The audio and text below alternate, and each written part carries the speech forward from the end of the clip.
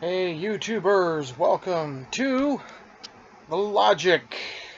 Okay, so, first off, welcome. This is the very first episode of The Logic. And as such, I kind of want to give you a little bit of a rundown on what this channel is actually going to be primarily all about. If I feel there's something in the news I find interesting, then I'm going to comment on it. Anything, and I don't just mean anything like comic books or TV shows or movies. I mean anything, even outside of that. If there's a school shooting again, if there's something that's going on with the president or anything, I'm going to come on here and I'm going to give you what I feel is my logical thought. That's the title, The Logic. So, the thing I want to talk about today, kind of like to get the ball rolling type of thing. Last night, CM Punk had his second UFC fight, and it didn't go so well. He lost to, and I'll read here, to Mike the Truth Jackson. So, CM Punk's, and this is from Yahoo News, CM Punk's second try in the UFC went better than his first, but was a reminder that the former pro wrestler has a long way to go before he can be considered worthy of competing in the octagon. This is true. This is very, very true. And I'm speaking as a CM Punk fan, both as a professional wrestler, UFC, and as a fellow Chicagoan. It goes on to say, Punk was manhandled by Mike the Truth Jackson in the UFC 225 pay-per-view and lost via anonymous decision. I've seen the video. It was bad. You ever see a train wreck? There you go. It says, go on to say, Punk's second foray into mixed martial arts went about as well as you could expect for a former pro wrestler. Ouch. Brock Lesnar didn't have that problem. Anyway, he had no previous combat sports experience before losing to Mickey Gall back in September 2016. He was stopped in the first round against Gall and decided to take nearly 2 years off the train in hopes of having better results when he stepped into the octagon again.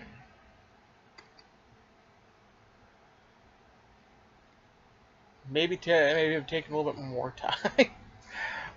Again, I'm a Punk fan. I am a CM Punk fan.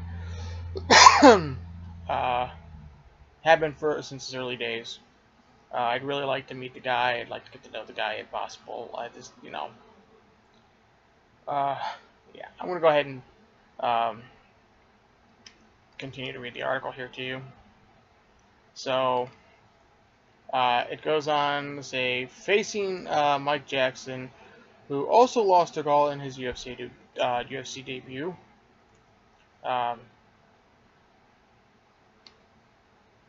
Let's see. Okay.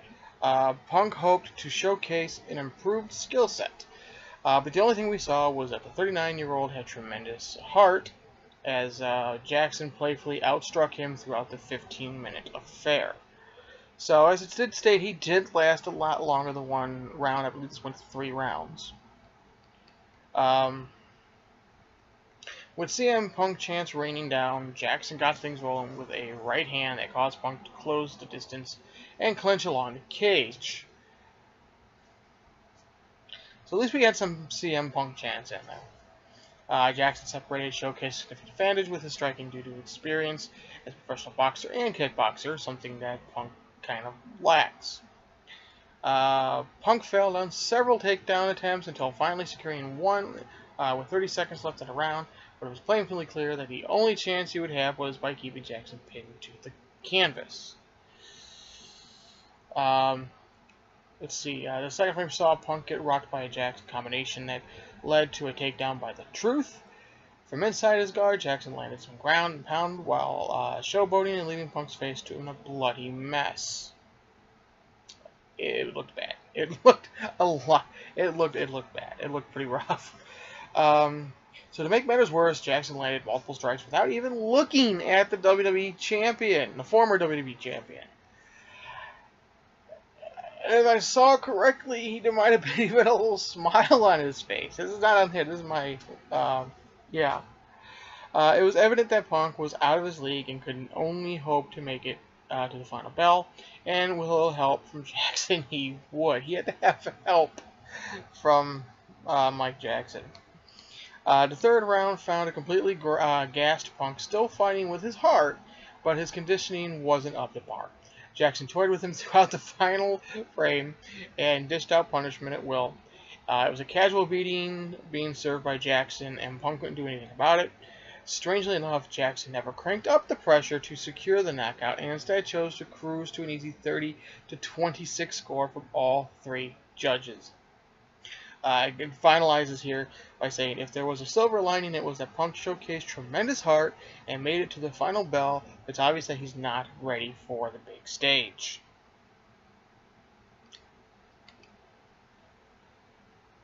That's one thing. That was one thing about Punk I always admired. He does have a huge heart.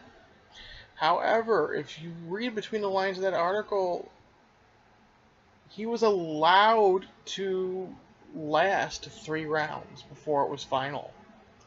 He could have been knocked out at any time. So, I don't know exactly how to if I was Punk, how I would take that. I would take that as gracious. Thank you for allowing me to shine for 3 rounds. Shiner. I don't know if I would take that as kind of an insult. Like, if you had a chance to finish me, you should have finished me. I don't know how. I don't know. I'm also kind of curious. I'm also curious to find out where Punk's mind is now. He's now 0-2. He has not won a single fight in the UFC. In two fights, he's lost every one of them. He has outright refused money from all wrestling promotions. Well, there was one wrestling promotion that was offering him $1 million for, like, I think, 1 appearance, 1 match. Wouldn't do it. So I'm kind of hoping that Punk decides, you know what, I gave it a shot. I think I'm done. And I kind of hope he goes back to wrestling. Now, not necessarily WWE as much as I would like to see him back in WWE, because it's just easier to catch Raw and SmackDown. It is for Ring of Honor and New Japan, and I don't even get the station that TNA is on. If TNA is even still on, I don't even know. So it would be nice to see him come back into the wrestling in the pro wrestling field, at least for one final run. Yeah, and maybe even make amends, or not amends, but maybe just kind of come together with WWE and say, you know, let's work things out. Let's try untarnishing what. Because let's say WWE is kind of tarnished CM Punk's legacy at this point. They've had the title's been on Brock Lesnar forever. He's defended it how many times this year? It is now June 10th of 2018. He's defended it twice, I think, maybe 3 times this year. That's it, and we're in month 6. Twice, I'm pretty sure twice.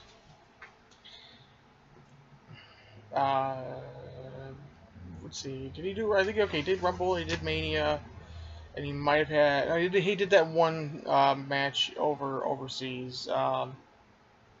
So 3 times. 3 times to my count, and that's it. He doesn't show up on WWE TV, and now he's considered the longest reigning champion, which is what Punk had. He had that title as longest reigning champion, and so it would be nice to see that. And because Punk later in 10 years from now, I think is definitely Hall of Fame material, and I would like to see him in the Hall of Fame 5-10 years from now. There's so many other people deserving of the Hall of Fame spot before Punk, but Unfortunately, the way things are right now, unless he passes away and WWE can find a way to take advantage of it, I don't see them ever acknowledging CM Punk on TV again, unless it doesn't poke fun or mock him in some kind of fashion, like Stephanie McMahon has done a few times in Chicago when the fans start chanting CM Punk. As far as his UFC career goes, I think he needs to just end it with this. Just end it. I know he has a lot of heart. The article says so. That's great. Heart is fantastic. But you have to use this at some point. And I know he's intelligent. I know he's a smart guy. And I know right now he's got to be thinking, maybe I should stop. I gave it a shot. I'm not up to it, you know. And not the whole, well, third time's a charm. Stop, please stop. So, alright, well, let me know what you think at the bottom of the comments here. This is my first video on this channel, so any likes and comments you make would be great. If you could share it, that'd be even better. And please, please, please subscribe. Help get this channel up. And at some point, I am going to be doing I think it's called Python.